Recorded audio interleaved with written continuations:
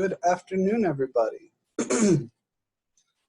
Looks like the majority of folks are here.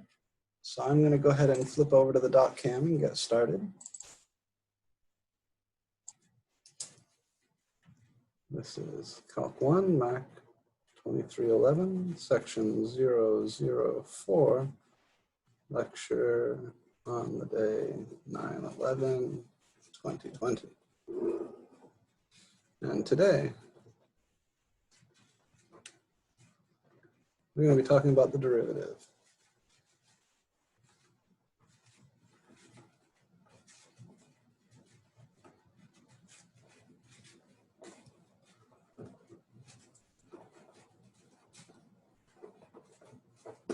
That's the main thing. Your homework this week is all coming from 2.7. I don't think there's anything in there from 2.8. And I do want to apologize. I didn't get your homework up as fast as I wanted to, but it is up. It has been up for since yesterday morning. Just double check and make sure I didn't drop any 2.8 stuff in there. Our original goal, your original homework for this week, did include 2.8. But because of the time we lost due to the holiday, I don't want to push you too hard right now. I want to make sure you have time to really internalize this stuff. Either way, we will be discussing some concepts from 2.8 today. Come on, son of a bitch, load. Of course, WebAssign decides to shit the bed right now.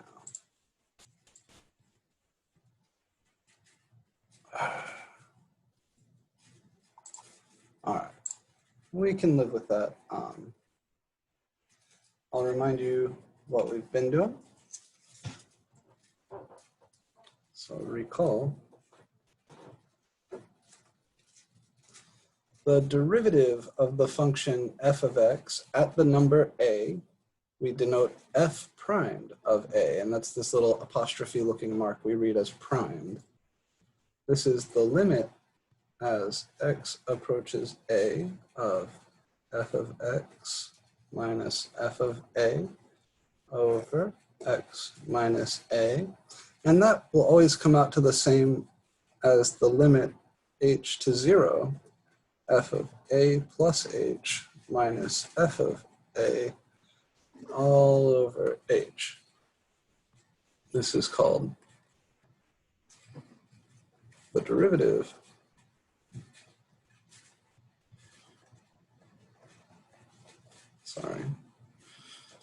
derivative of f of x at x equals a. And it is the slope of the tangent line to f of x at the point a comma f of a. Okay, so this is basically what we introduced last time. Last time we talked a little bit about limits at infinity, but mostly about derivatives. So today I want to pick up where we left off. We'll do a few more of these calculations. I'll show you guys some other derivatives, and then we'll solve some related problems. Now hopefully I can get back in here because I would love to do one or two of your homework problems. Thank Christ. All right. So those are all limits at infinity, and then here begins the stuff about the derivative.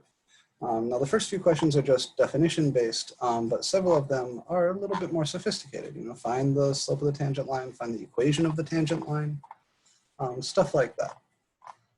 So I don't think you'll find this week's homework overwhelming, but you do need to take your time and make sure you understand the notation. So we'll work a few of these.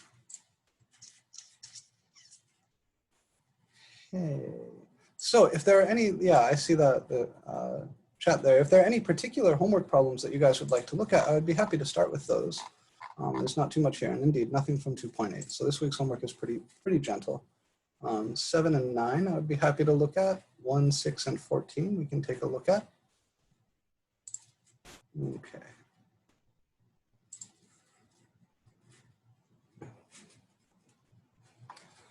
So some of these are limit problems. We can come back and look at a few of those.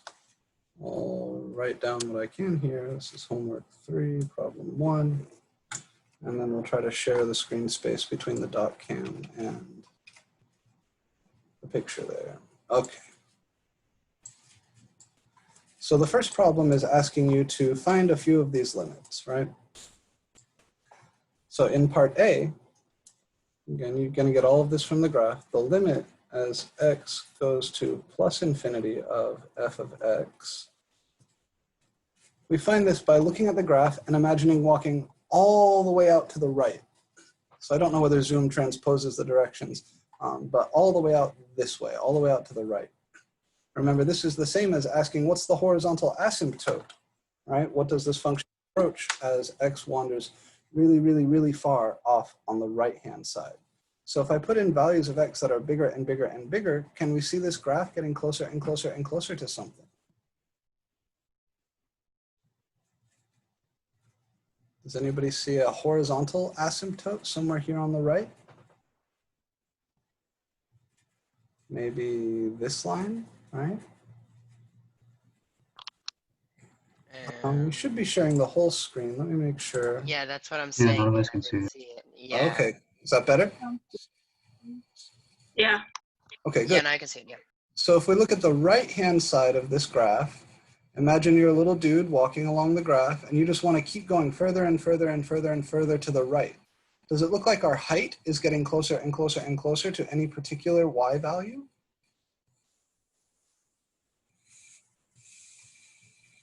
-1. Not necessarily. Let's see, so here's the y-axis, here's the x-axis. So this would be y equals 0.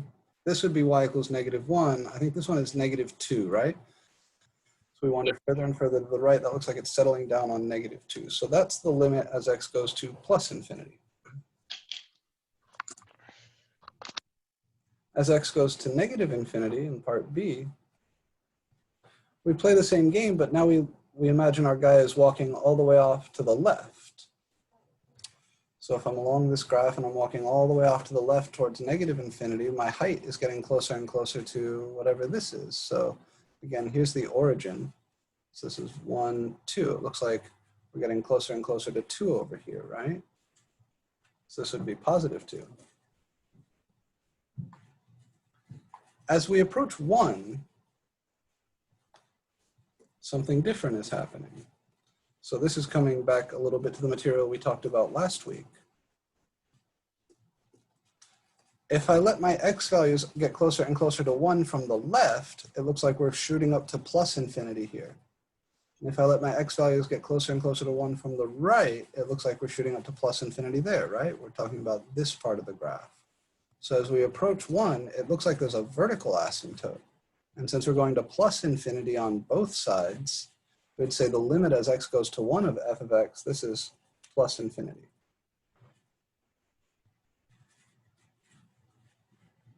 And similarly, if we approach 3, right, because here is the origin, 1, 2, 3, as we approach 3, either from the left or from the right, looks like the graph is going way down, all the way down to negative infinity. So part D, the limit as x approaches 3 of f of x, this looks like it should be negative infinity. They ask for asymptotes and they want them as equations. So we come back up here. We have 2 vertical asymptotes and 2 horizontal asymptotes. The horizontal asymptotes, remember, come from the limits at infinity. We know those. We already calculated them. But also you could imagine drawing in the line y equals -2 and seeing how this graph is settling down on that line as we go off to the right. So for horizontal asymptotes,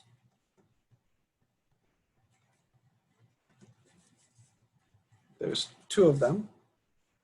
On the right-hand side, we approach the line y equals -2. And on the left-hand side, we approach the line y equals +2. And you have to enter those as equations.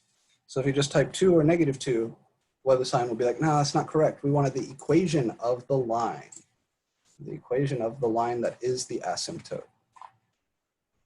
So these are the 2 horizontal ones. On the other hand, we have 2 vertical asymptotes here, right? There's the one at 1, and there's the one here at 3. So the vertical asymptotes Remember, a vertical line, a horizontal line is always y equals a constant. A vertical line is always x equals a constant. So the two vertical asymptotes here are x equals 1 and x equals 3.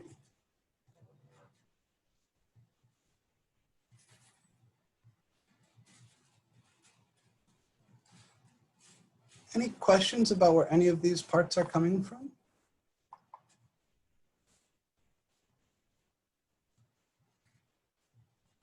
Feel good?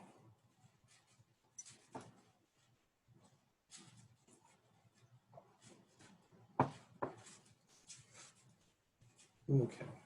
So we want 6, 7, 9, and 14. We may not have time to go through every single one of those, but 6 I would be happy to do.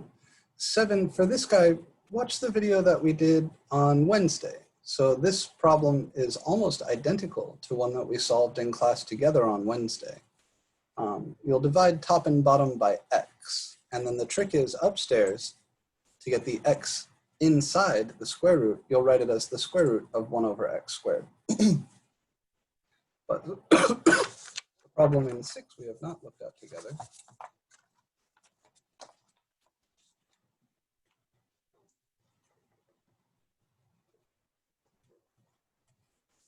I want to find the limit as t goes to infinity, the square root of t plus t squared all over 8t minus t squared. So the same trick we would use on 5 and 7 is the trick we would use on 6. We had a name for that. We called it the renormalization trick, where you identify the fastest growing term, and then you divide out top and bottom by that fastest growing term. So I've got 3 different terms here: t squared, t, and the square root of t. Of those 3 different terms, which one grows fastest?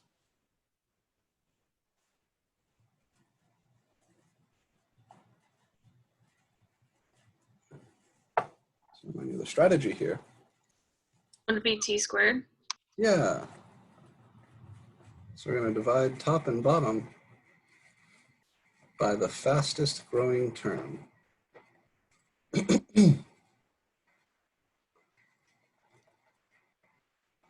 Here, that is t squared. Because you can picture the graphs of t squared, t, and square root t. Definitely the one that gets big fastest, if you picture all 3 of those graphs, is t squared.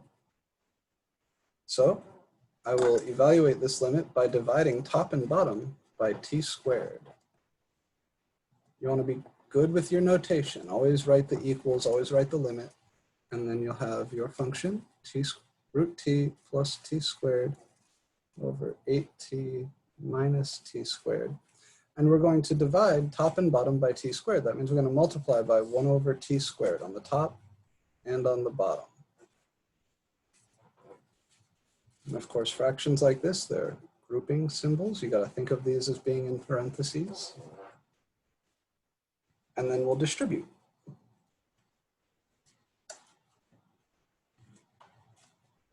Off to the side here, let me do a little calculation, because we're going to need to calculate the square root of t times 1 over t squared. How do I clean that up? All right, when I distribute this term, I'll need to multiply 1 over t squared times root t. And the trick here is that square root t is t to the 1/2. So this is the same as t to the 1/2 over t to the 2, because you multiply the 2 fractions straight across. And that's the same as t to the 1/2 minus 2, right? That's the rule for exponents that we need there. I'm having a hard time focusing, sorry. That's a little better. And then 1/2 minus 2, that's negative 3/2. Or 1 over t to the 3/2.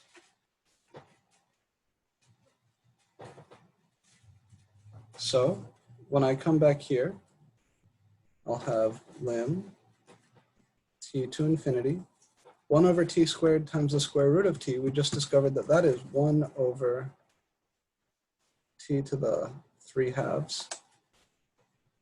1 over t squared times t squared, that's just 1. That's like 1/2 times 2.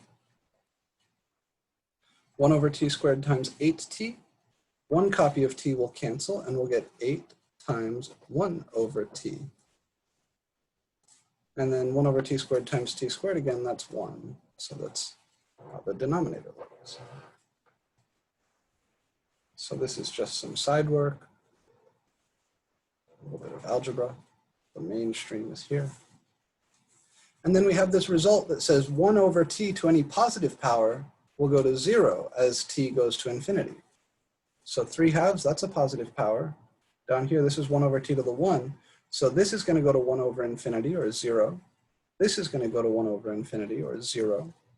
So in the limit, as t goes to infinity, now I take the limit, I'll get 0 plus 1 over 8 times 0 minus 1. 8 times 0 is 0. So this is 1 over -1, or just -1.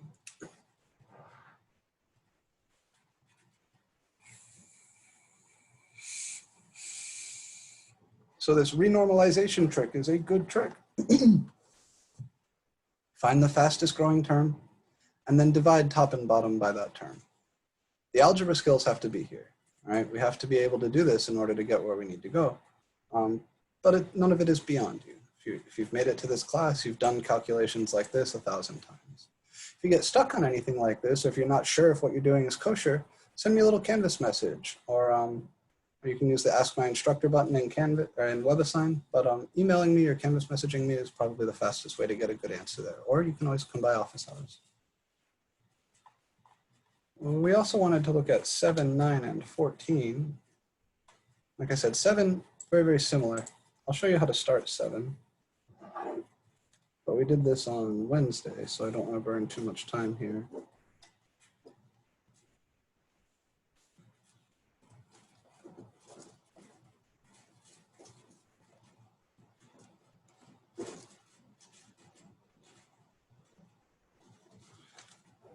Here, the fastest growing term is definitely x squared, but it's trapped underneath a square root.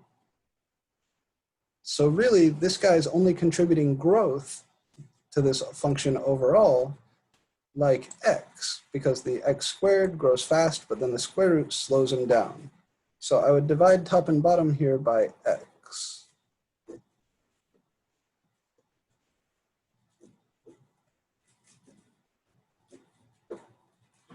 And then the trick to making this work is to treat the x in the numerator, this 1 over x here, as a square root of 1 over x squared. I need to write it as the square root of something, so I can put the two square roots together and actually distribute. So your next step here would look like this.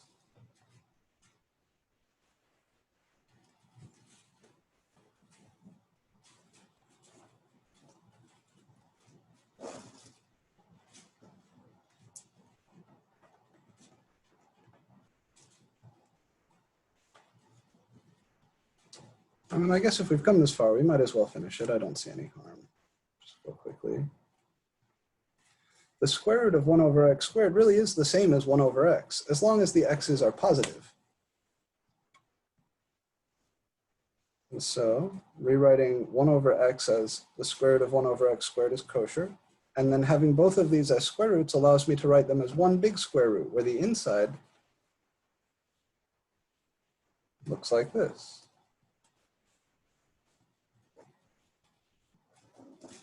And downstairs I can distribute 1 over x times 8x is 8.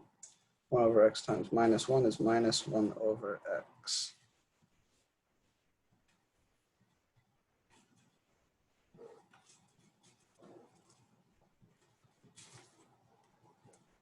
So now upstairs here I have to distribute underneath my square root.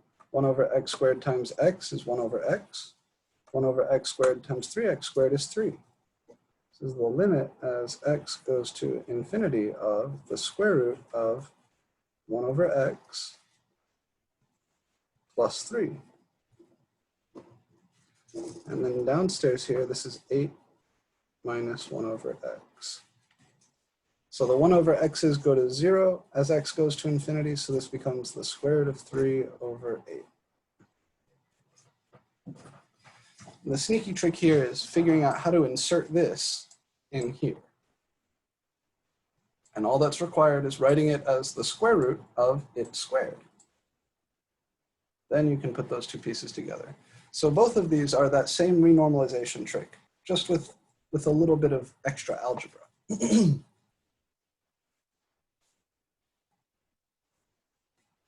Number 14. Well, let's see, 9 was next, right? I guess 9 if we're going in order. This is one of those substitution things, or a change of variable things. There's a bunch of ways you can think about these. But what we've been doing,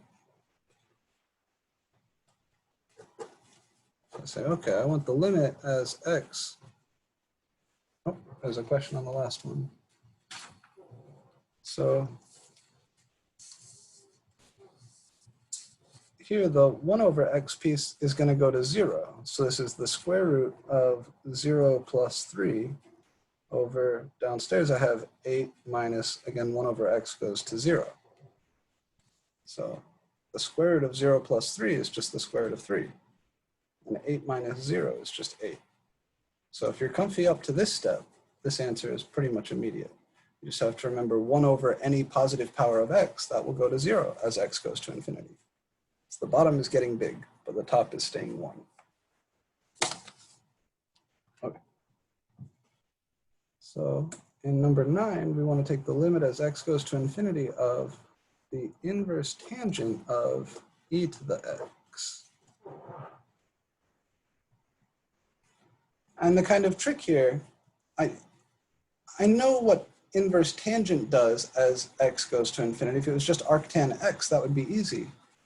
That we get from the graph. It's one of the limits that I mentioned. You must know it. It's pi over 2. But what about with the e to the x inside? Well, we can make a little change of variables. If we let u be e to the x, then limit x to infinity.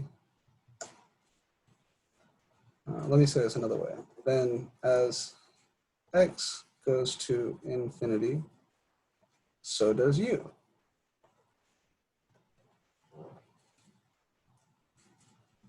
In other words, this limit is the same as the limit as u goes to infinity, inverse tangent of u.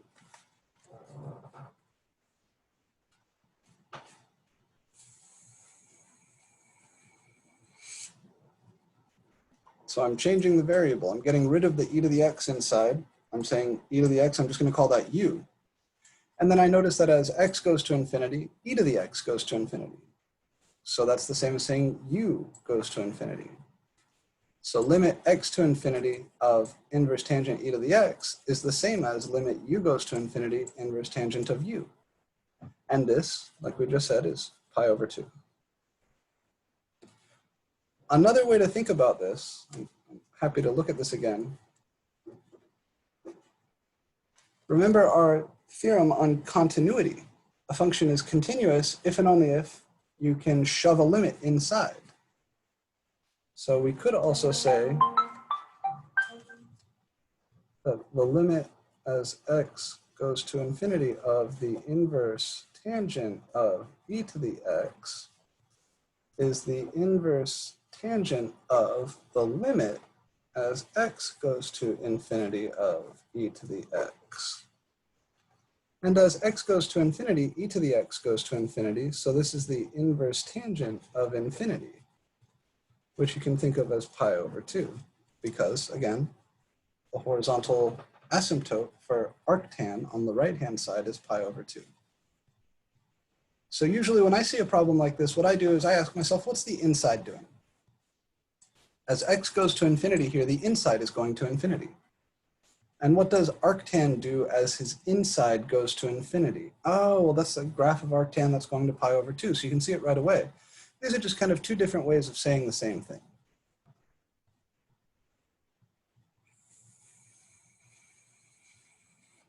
Notation-wise, I'm comfortable with either. right? However you want to write this is okay, as long as you're getting the correct result and you understand why it works. So if you don't want to go through the hassle of writing this, you could write this instead. That would be all right. Questions on number 9?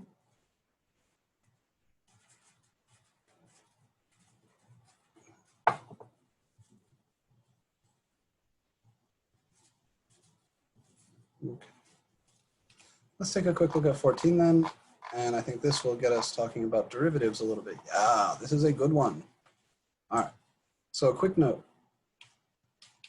If you come to our Canvas page, I added a bunch of stuff to the modules.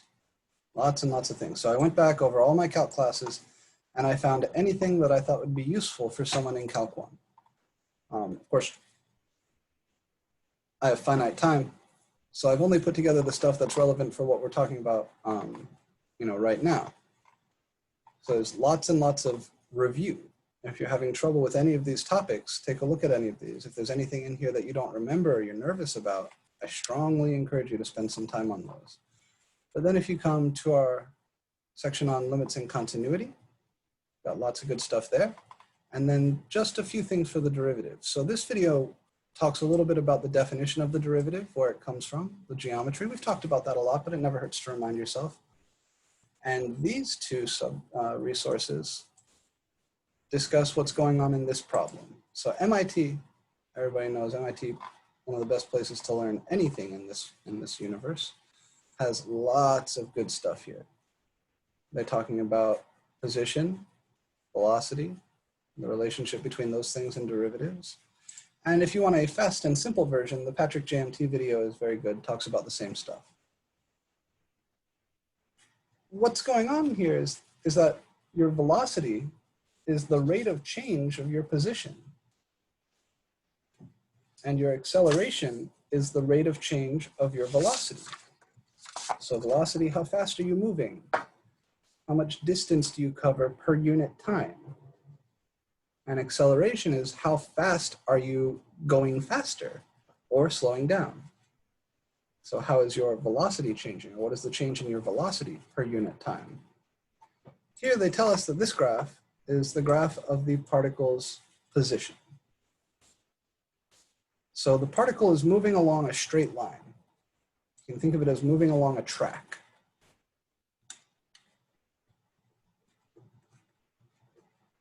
(13, 14, sorry.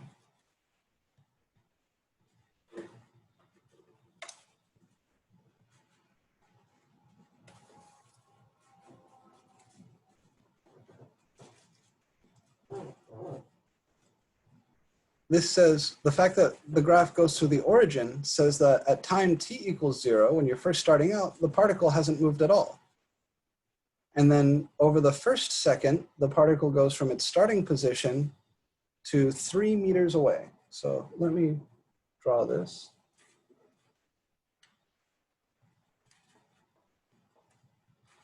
I'll call this 0 meters, and I'll call this, what's the furthest we ever go? Is 3. So I'll call this like 4 meters. So I would make this 2, this 1, and this 3. So my particle is starting right here. It's a little ball maybe. And over the first second, the particle moves from there over to here.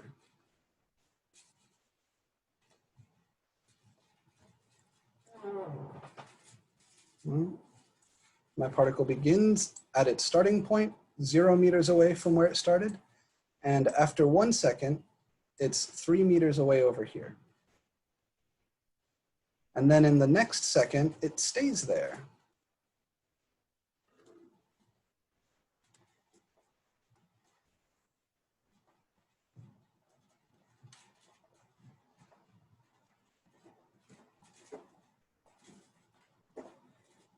Just chilling at 3. No movement. Stays there for a whole second. And then in the third second,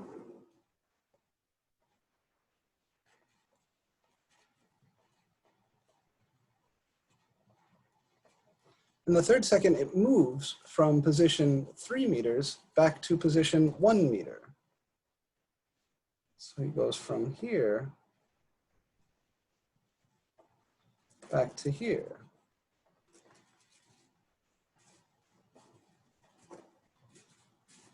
So let's just look at these first few instances and see if we can understand what's going on. Over the first second, my particle did move. It moved from position 0 to position 3. So it's moving in the positive direction. Its position is going up, it's increasing. At what speed is the particle moving over the first second?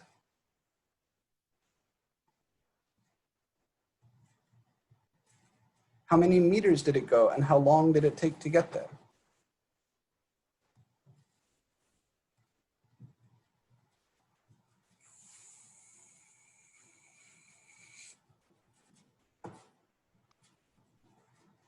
One second and 3 meters. Yeah, so over the time interval,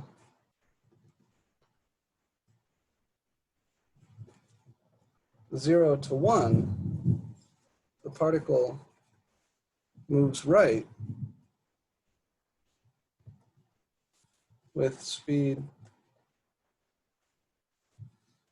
3 meters over 1 second, or 3 meters per second. Does everybody understand the dimension, like the units, the dimensional analysis there?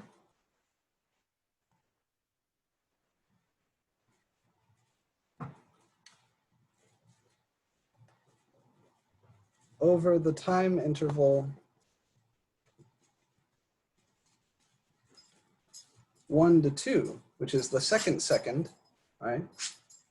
The particle doesn't move at all. We can tell that by the graph because its position hasn't changed. It's at 3 meters here, it's at 3 meters here, and it didn't do anything in between. So over this second time interval, from time t equals 1 to time t equals 2, the particle is just chilling right here, 3 meters from its starting point.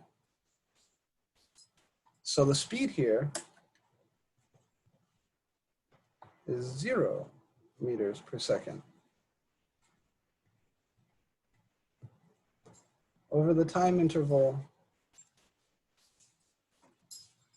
2 to 3, that's the third second from the time t equals 2 to the time t equals 3, the particle moves from where it was at position 3 back to position 1. So it's moving to the left.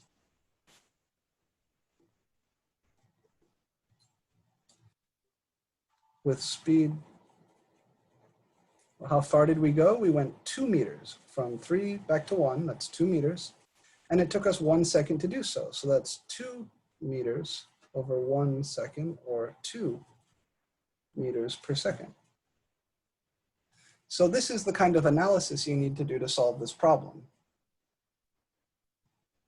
How can we connect this statement, over the time interval 0, 1, the particle moves right with speed 3 meters per second, to a statement about velocity? What is the value of the velocity function at time t equals 1/2?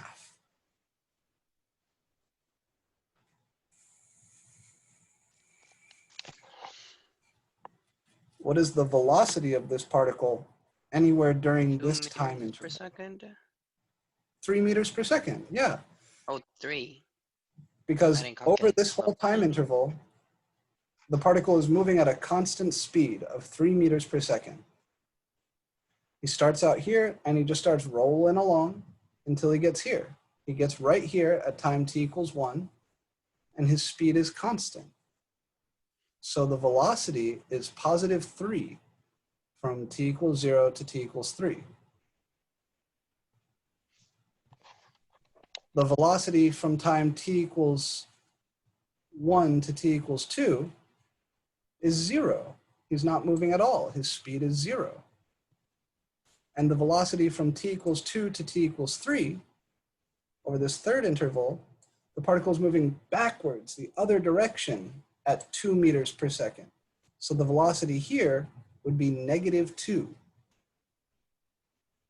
All right, so that's enough analysis. Let's come in here and try to answer some of these questions. You notice that where the velocity is 3 here, the slope is 3, right? Velocity is the derivative of position. So the slope of this graph at any point is the velocity at that time. If I wanted to know what's the velocity at time 3.5 seconds or 3.5, the velocity is 0 because everywhere in here the slope is 0. If I wanted to know what's the velocity at time t equals 5, I would find the slope of this line. That would be my velocity there. If the slope is going up, then the particle's moving to the right in the positive direction because its velocity is positive. If the slope is going down, then the particle's moving to the left in the negative direction because the slope or the velocity is negative. So when is the particle moving to the right? That would be anywhere his velocity is positive. That would be here, anywhere during this time interval from 0 to 1, and also over here, anywhere during this time interval from 4 to 6. So here we would answer these guys. It just says that's not the same as the one I have. That's why I said 2. Okay, yeah, I think some of this might be randomized, some of it might not be. When is the particle moving to the left? Well, that would be when his position, rather than going up, right? If your position is increasing to the right, then your position is decreasing as you're going to the left. That means if you're coming back, if your S value is going down, you're going to the left. And if your S value is going up, then the particle is moving to the right. Certainly during the time interval 2 to 3, the S value is going down. So your particle is moving to the left. So when is it moving to the left? Over the time interval 2 to 3. And when is the particle standing still? Well, that's when his position isn't changing. That's when the position is constant. So that would be here from 1 to 2, and here from 3 to 4. And then finally, the graph of the velocity function. This is what I was getting at here. So we've got the velocity function on the interval 0 to 1. We've got the velocity from 1 to 2. We've got the velocity from 2 to 3. From 3 to 4, or over. Yeah, I had a question. They make you plot the graph of like basically the derivative. I've been getting it wrong the whole time. I just don't know what to do when it hits like a point where the derivative doesn't exist. Like, do I just put like a hole there or something, or do I make it defined like on both sides? I don't know what to do. I'll show you. Give me just 1 second. So he said from 3 to 4, the particle is standing still again, right? Because his position isn't changing. And then from 4 to 6, that's a longer time interval, but the behavior is the same.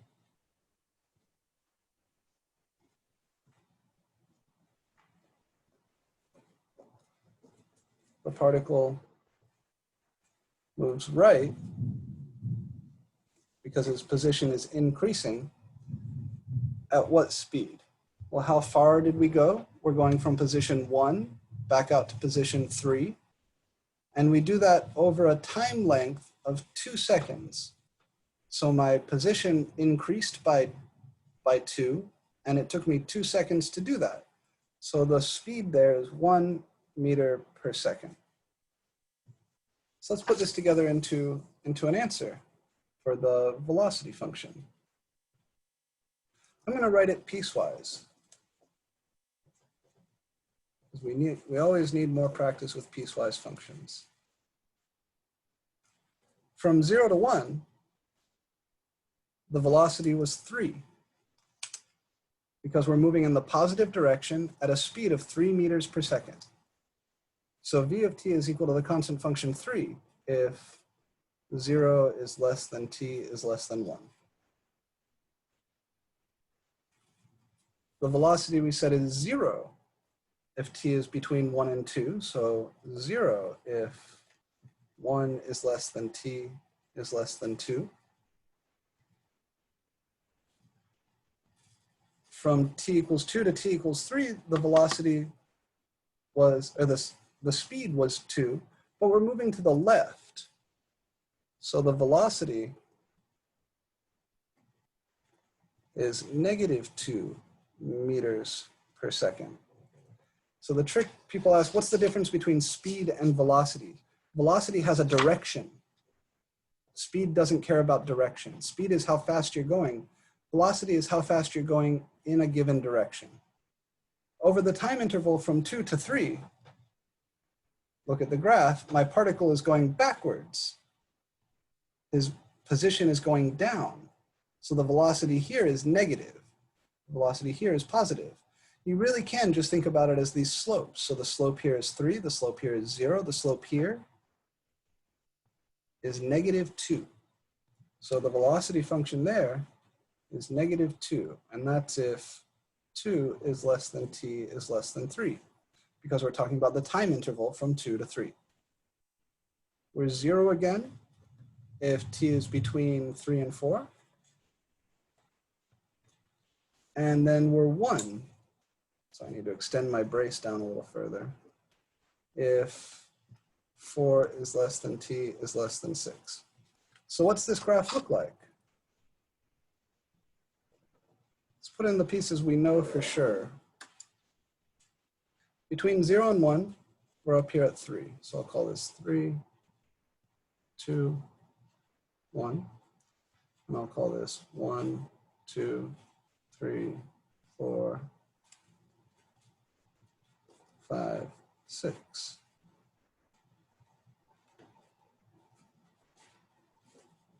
So for t between 0 and 1, we're up here at 3. For t between 1 and 2, we're down here at 0. For t between 2 and 3, we're at -2.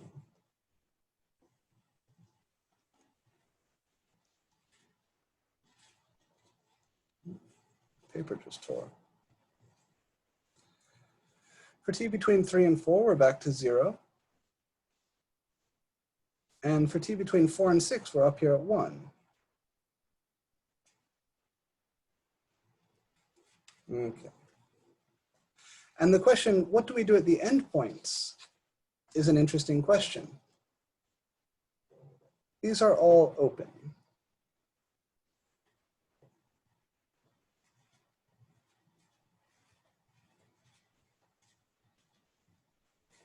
Why?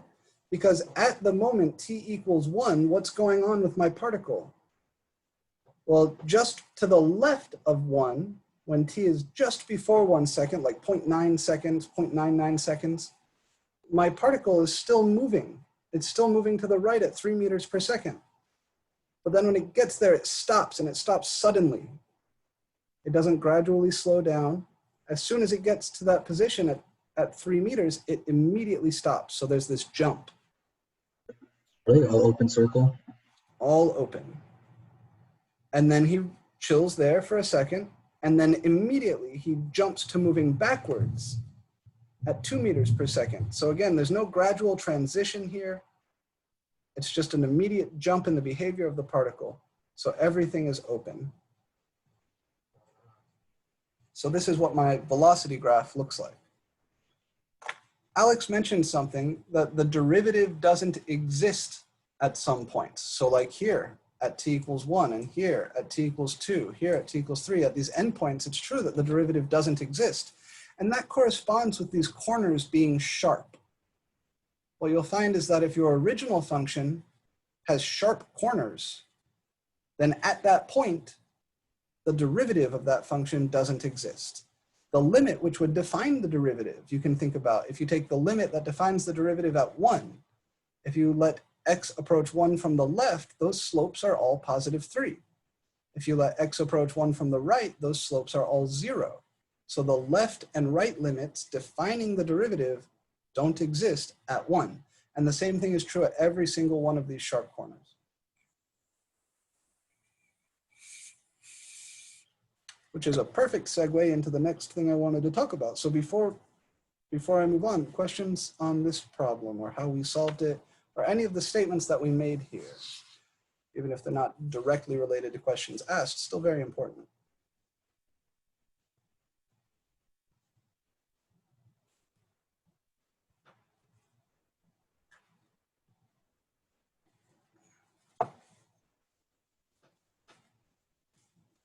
Going once? Maybe I'm not seeing the chat. Let me, yeah, okay, here, sorry. Sometimes my chat window hides. Yeah, this gets especially fun when you're trying to type secant x and you leave something off. Lots of silly puns there, but I'll let you guys have fun with that. Okay, any questions on the calculation, the observations, this idea that the velocity is negative if you're moving backwards?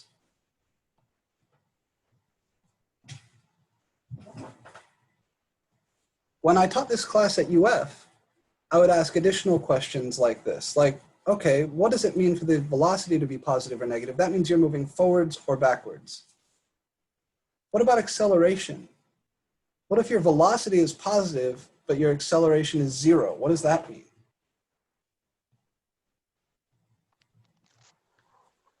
That your derivative never changes. Right, Like and you what is the always remain derivative? at a constant speed. Very good, yeah, both Alex and Or velocity one. if your acceleration is 0, that means your velocity isn't changing.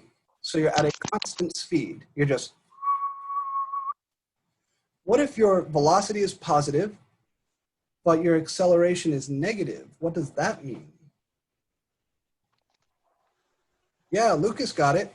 You're moving in the positive direction, but you're slowing down. So the analogy with a car works really well here. If you're putting your foot on the gas, that's increasing the acceleration. If you're putting your foot on the brake, that's decreasing the acceleration. So gas is positive acceleration, brake is negative acceleration. What if your velocity and your acceleration are both positive?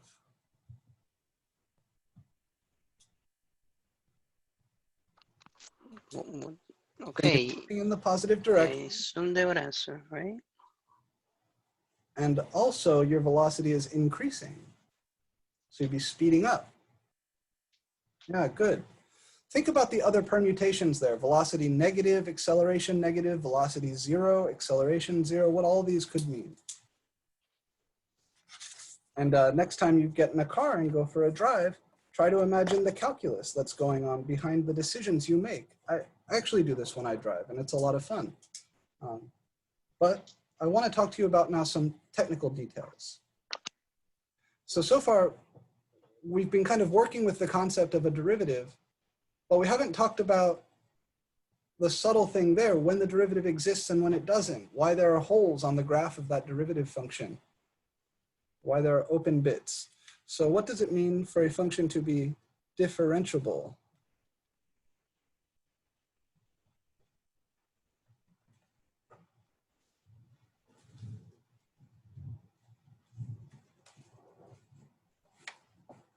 So I'm sorry, the lighting outside here keeps changing, so I'm gonna have to let this thing refocus.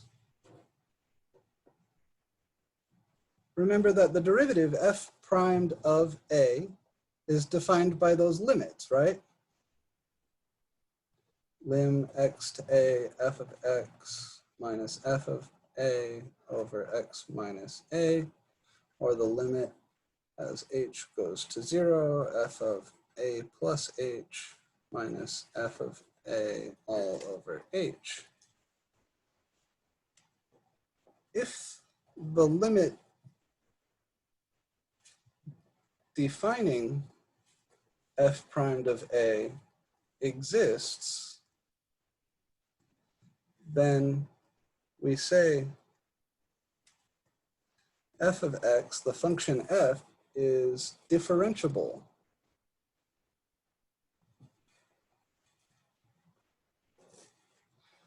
at x equals a. Oh shit, come on. Come on! This dot cam software must be 5,000 years old. All right. So remember, the derivative f primed of a is defined by either one of these limits. They'll always come out the same, whichever one you use, so it doesn't matter. If the limit defining f prime of a exists, then we say f of x, the function, is differentiable at x equals a, meaning the derivative exists there, or you can find the derivative of f at that point. If that limit does not exist,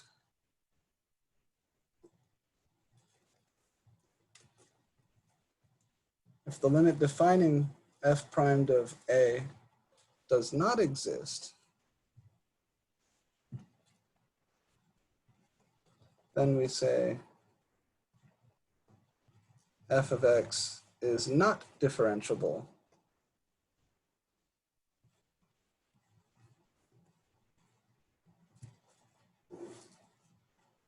at x equals a. So much like continuity, differentiability is something that happens one point at a time.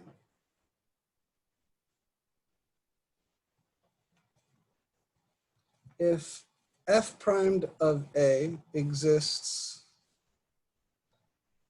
for every number a in some interval, let's say in some interval, then we say f of x is differentiable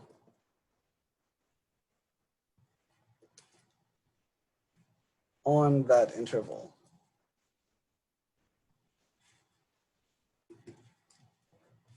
So just like continuous, saying this function is continuous is really like, are you talking about one point? Are you talking about an interval? Are you talking about everywhere on its domain? You can be continuous at x equals 1, but discontinuous at x equals 2. Similarly, you can be differentiable at x equals 1, but not be differentiable at x equals 2.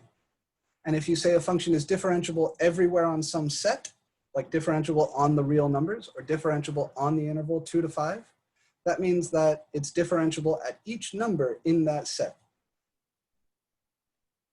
Not every function is differentiable everywhere. In fact, many functions are differentiable nowhere. Weierstrass function, right? Oh shit, yeah. This is the first time, yeah, I have to applaud you for knowing even what the hell that thing is. Yeah, the devil's staircase or Weierstrass function. There's a handful of so-called pathological examples that mathematicians have discovered trying to find counterexamples. If you're interested in that shit, I happen to have a book sitting right here. Counterexamples in Analysis. This is a Dover book. It costs about $5, and it is full of crazy things that you would think don't even exist, like a function that's continuous everywhere but differentiable nowhere. That's the Weierstrass function. There's also versions of these for algebra and topology. Probably others now, but when I was in grad school, those were the three. Okay, so I want to look at an example or two of a function that fails to be differentiable, and I want you to be able to tell me why. I'll tell you right now, my exam one almost always has a question asking you to show that this function is or is not differentiable at some point. And the procedure for sorting that out is as follows. So here's an example.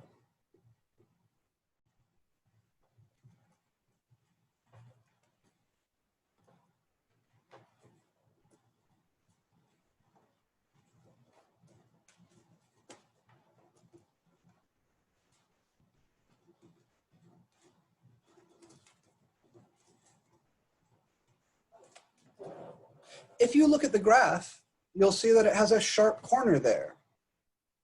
At x equals 0, the absolute value graph has this like sharp V. So you can tell that it's not going to be differentiable. But showing that it's not differentiable is different than guessing. That's a guess based on a graph that you can look at, but it's not a proof. If you want to show that this function is not differentiable at x equals 0, then you need to show that the limit defining f primed of 0 does not exist. So we must show that the limit defining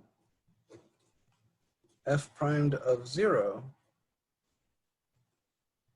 does not exist. Well, what is that limit? That limit is f primed of 0 would be the limit as, we could do this two ways. We could do the limit as x goes to 0 of f of x minus f of 0 over x minus 0, or we could use the limit h to 0 definition. They're both going to look exactly the same.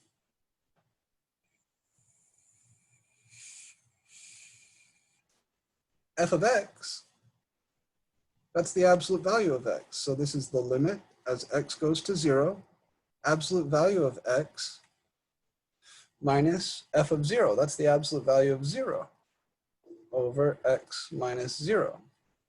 And of course, the absolute value of 0 is 0.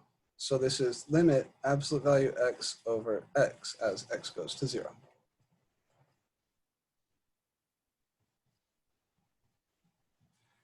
If we're trying to show that this does not exist, I should try to show that the left and right limits aren't equal. So the limit as x goes to 0 from the left of absolute value x over x is one thing. And we're going to look at the limit as x goes to 0 from the right, absolute value x over x.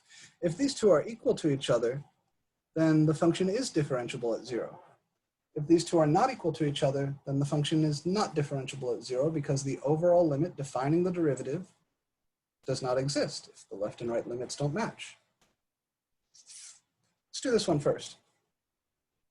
If I'm sending x to 0 from the right, then I'm considering x's which are just a little bit bigger than 0. Are those numbers positive or negative?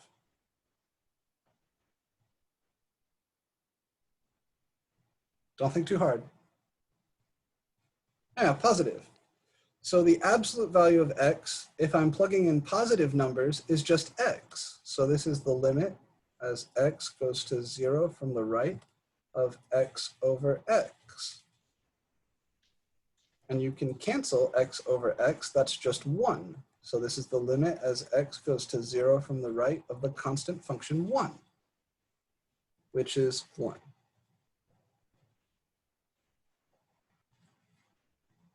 Everybody comfortable with that? Yes. On the other hand, if I'm approaching x, or if I'm approaching 0 from the left, then I'm considering x's which are just a little bit to the left of 0. In other words, x's which are negative.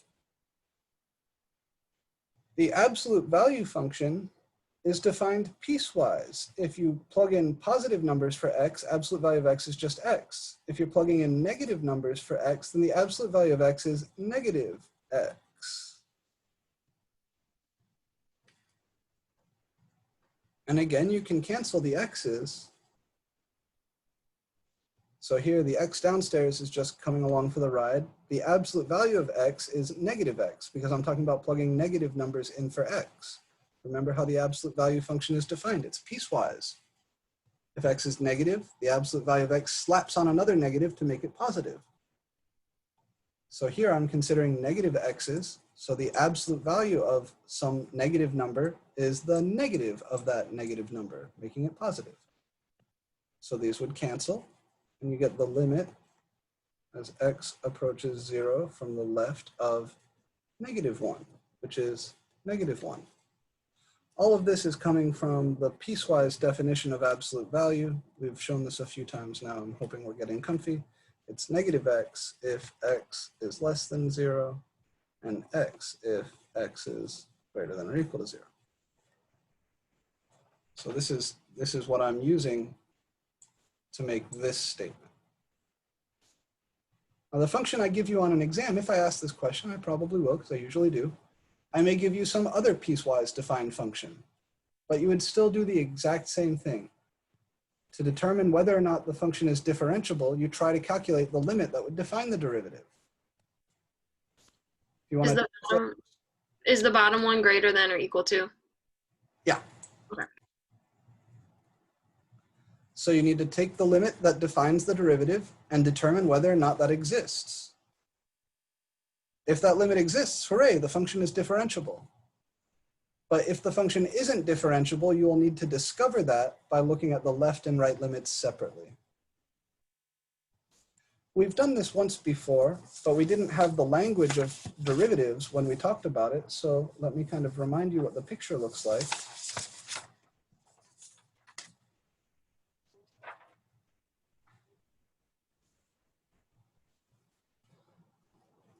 Here's the absolute value function.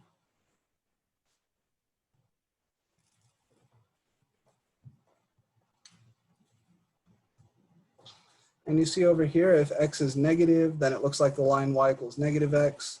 If x is positive, it looks like the line y equals positive x. He is differentiable everywhere besides at 0. And if you look at all the slopes, let's do this, because this is the first time we've done this. We'll call this -2, -1, 0, 1, 2.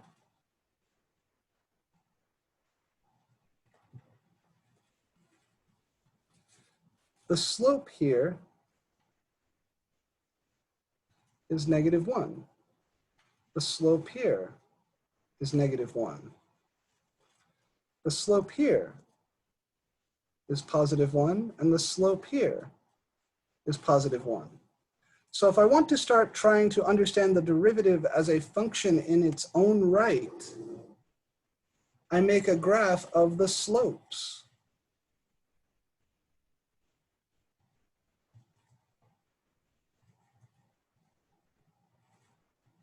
When x is -2, I look on the graph of the original, I see that the slope there is -1. So f primed of -2 is -1. So that tells me that f primed of -2 is -1. So the point -2, -1 is on the graph of f primed. When x is -1, the slope of the tangent line is still -1. So the point -1, -1 is on the graph of f primed. When x is +1, the slope is +1. So f primed of 1 is +1. When x is 2, the slope is +1. So f primed of 2 is +1. And then what you see is that no matter where you looked in here, anywhere to the left of 0, the slope is -1. So this is what the derivative looks like anywhere to the left of 0, because the slope there is constant. It's always -1. So the value of the derivative is constant. It's always -1. And if you look to the right of 0, the slope is always the same. It's always +1. So the value of the derivative is always the same. It's always +1. Even if you get really close to 0, like right here, the slope is still +1. So even like right here, the slope is still +1. But at 0, there's a sudden change. The slopes don't gradually change, they jump.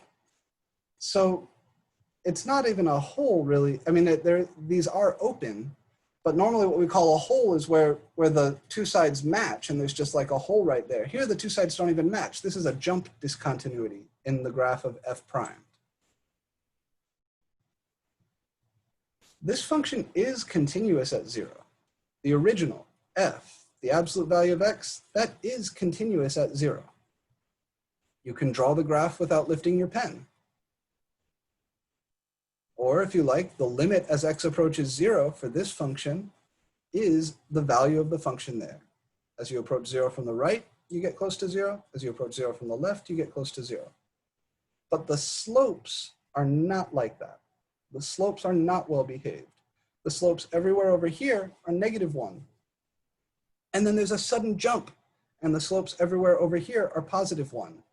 So while this function is continuous everywhere, it's not differentiable at 0. It is differentiable everywhere else, and this is what the derivative looks like everywhere else. But the derivative does not exist at 0. Not only is this open and this open, but there's no filled in hole anywhere along the y-axis.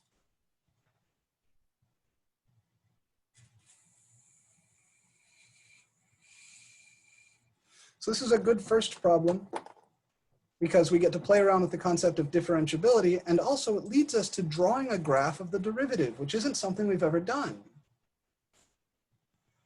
So this process of looking at a bunch of points along the original, saying what the slope is, and then graphing those slopes as points, that's how you come up with the graph of f primed.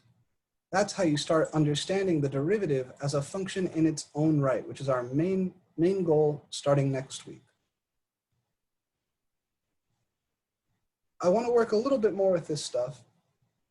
But before I do explicit work by hand, I'd like to show you something I put together for you in Desmos. So real quick, any questions on any part of this whole mess here? Any questions showing that this function is not differentiable? So let's write down our conclusion.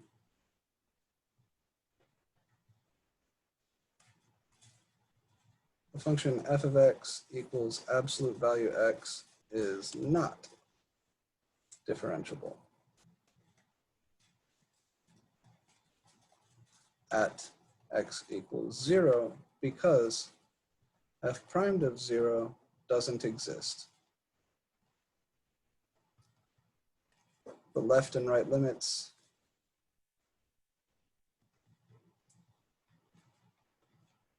of not the original, but of the difference quotient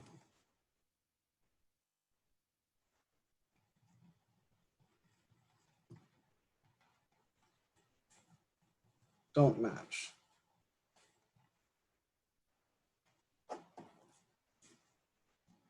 Okay. So yeah, any questions on what we did here or any of this discussion?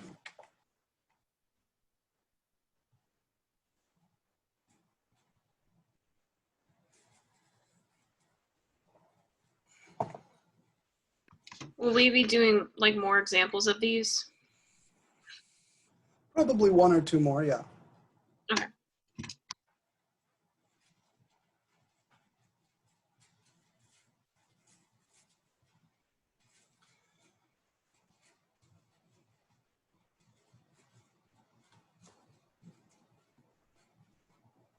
Last call for questions here. So if you want to know whether a function is or is not differentiable, set up the limit that defines the derivative. If the left and right limits for the limit that defines the derivative do not match, then the function is not differentiable at that point. Could be differentiable somewhere else. But we check one point at a time, just like with continuity.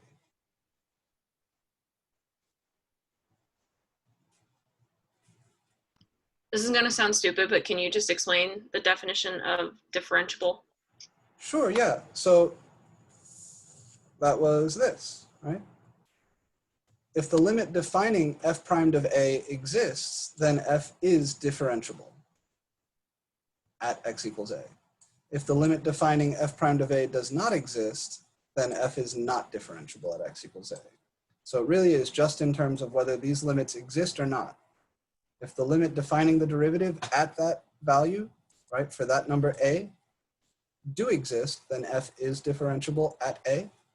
And if the limit defining the derivative at a does not exist, then we say f is not differentiable at a. The intuition here is smooth. Differentiable means smooth, like continuous means connected, but not necessarily smooth. Differentiable means connected and smooth. But there's a theorem here. We might as well show the theorem now.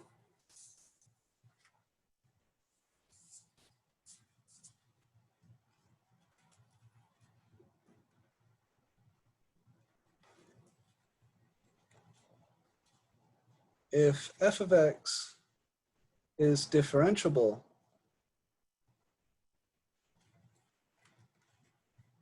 and remember differentiable means for us basically smooth at x equals a, then f of x must be continuous at x equals a. But you need to watch out because the converse is not true.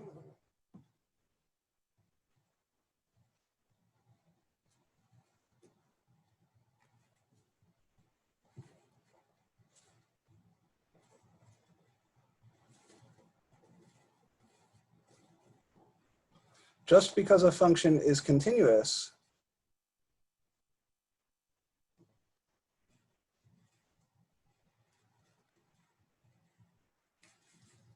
at x equals a does not mean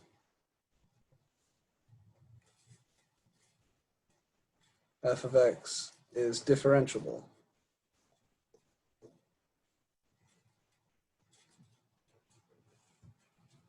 at x equals a. And this function is a great example. Absolute value is continuous at 0, but it's not differentiable at 0. So if you're differentiable, then you must be continuous. But if you're continuous, you're not necessarily differentiable. How am I doing on time here? We got time for another one of these before I show you the Desmos thing? 142. No, we don't. Okay. So I'm going to show you that Desmos graph, and then next week we will do a few more examples where we explicitly calculate showing a function is or is not differentiable. The thing I wanted to show you here, I think I dropped it in the modules. I actually made a new graph. I'll make sure it's here. That's Calc 2. So graph showing these guys. This is the old one. All right, so I think this is the one I just updated. Oh, no, okay, we'll do this one first. Okay. So what you see in red here is the original function, f of x. And what you see in blue here is the derivative of f. If you look right here at this point, the red function has a horizontal tangent line. And the derivative there is 0, because the derivative is always the slope of the tangent line. If you look anywhere to the left of this dot, you'll see that the red function, the original, is increasing. And so the blue function, the derivative, is positive. The faster the red is increasing, the more positive the blue is. And as the red function slows down and starts to get ready to stop increasing, the blue function is getting closer and closer to 0. Then when the red function becomes decreasing, the blue function, his derivative, becomes negative. Neat stuff, right? So there's this one, and then, is it this? No. This, yeah, okay. This one's fun. So I'm gonna post a link here. I'm gonna add this to your modules. External URL, new tab.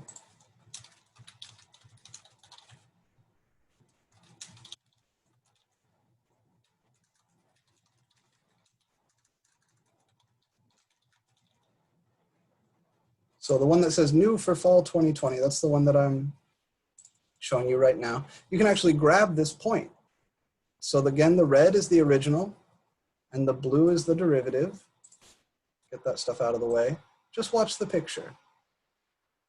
See right here where the tangent line is horizontal, the blue, the derivative, is crossing the x-axis because the value of the function, the value of the blue function, the derivative there, is the slope of this line.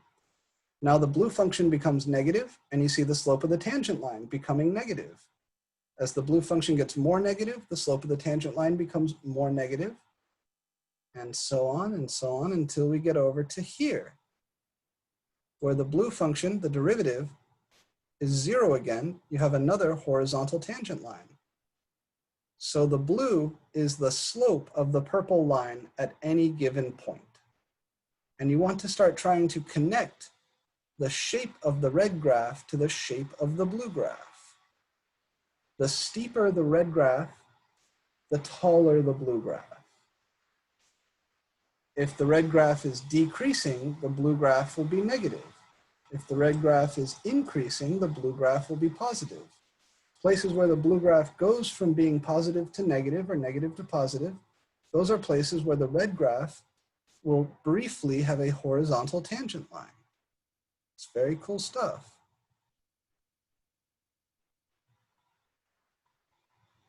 You can ignore this note down here. This was from another thing. Get rid of that. All right. So just playing around with this can be a lot of fun and trying to build intuition. Think of the tangent line here. If you can figure out the slope of the tangent line at every single point, and then start graphing those slopes, that will give you the graph of the derivative. So right here, the tangent line is horizontal. It has slope 0. So I know that the y value on the blue graph there should be 0. If I come a little bit further, the tangent line is negative slope. So I know that the blue graph should be below the x-axis, should be negative. If I come right here, the tangent line is horizontal again. So I know that the blue graph should go through the x-axis again. Over here, the tangent line is positive. So the blue graph should be positive. And as the tangent line gets more steep, the blue graph goes further up. So these links are there in Canvas for you to play around with. You don't need to worry about any of the stuff on the left over here. You can just close that and play around with the graphs. And I think it'll help develop the intuition that we're hoping to get. This is not an easy thing. I want to be clear about that. Developing this way of thinking will take practice. But if you put the time in, it will start to make sense. Next week, I'm going to show you by hand how to go from this red graph to this blue graph, even if you don't have any algebra to do it. I'm going to show you how to go through here. You're going to guess at the slopes of the tangent lines and then plot those as y values, just like we did for the absolute value function. Then we're going to start learning rules for calculating derivatives algebraically. We'll learn how to get the blue function from the red function purely in terms of algebra. That's called taking a derivative. And once we have those things, you'll be able to infer back and forth. You'll be able to infer about the derivative and his algebra statement from the graph of the red. You'll be able to infer about the graph of the red from the algebra of the blue. That's where we're headed. You're going to be able to find mins, maxes, intervals of increase and decrease, all of those things that you had to guess at previously, you'll be able to find precisely now using algebra. But you have to get to a place where you understand the picture in order for the algebra to make sense. So take your time, play around with this stuff in Desmos, work, of course, very hard on the homework. And then I will see you guys on Monday. Professor, can you please show us the theorem? I didn't see. Yeah, I'll come back here. So the theorem says if f is differentiable at x equals a, then f is continuous at x equals a. But the converse is not true. So differentiable implies continuous, but continuous does not imply differentiable. There are lots of functions that are continuous, but not differentiable. However, every differentiable function is continuous. Thank you. Okay. All right, guys, that's where we're going to leave it for today. Wait, also, we do have office hours, right? From so 2 to 3, normally, right? how am I doing for time? Normally, I do have an office hour today, but unfortunately, I've got a bunch of committee meetings in the afternoon, so I won't be having my normal 2 to 3 Friday office hour. However, if you want to meet, if you want to talk about problems, send me a Canvas message and we can arrange another time. So today I've got meetings 2 to 3 and then 3 to 4, and then I should be done. So if you want to meet after that, you can send me a message. Or if you want to meet sometime over the weekend, we can do that too. Just send me a Canvas message. Give me a few days and times that would work for you, and we'll put something together, okay? Okay. Alrighty, guys. I hope you have a lovely weekend. Work hard. If you get stuck on anything, don't hesitate to ask for help. Canvas messages are good. The WebAssign, ask your instructor, that also works, but I'm a little slower getting back to those. So send me a message on Canvas. We can either talk through a Zoom meeting like this, or we can type back and forth to each other, but don't suffer in silence. Work hard, and if you need help, please ask, okay? Alrighty, take care, guys.